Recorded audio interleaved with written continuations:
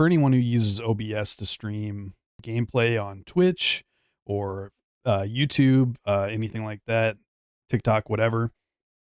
Normally, I would stream display capture for Destiny or Knights of the Old Republic 2, like a game that won't use game capture properly. I would use display capture, and then you would get this sort of infinite hall of, horrifying mirrors where my face would be recording my face and the screen would echo into infinity and look terrible.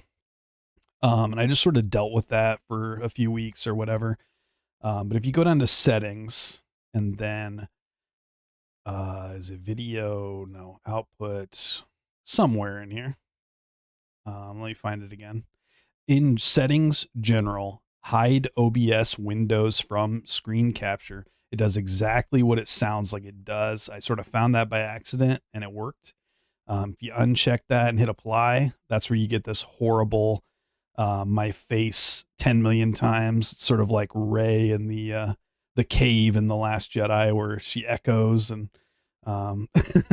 anyway, so in OBS, controls, settings, general, and hide OBS windows from screen capture. Maybe I'm the last person on the planet to find that setting. I don't know, but if it helps one person out there be less annoyed by display capture, then it's a win. So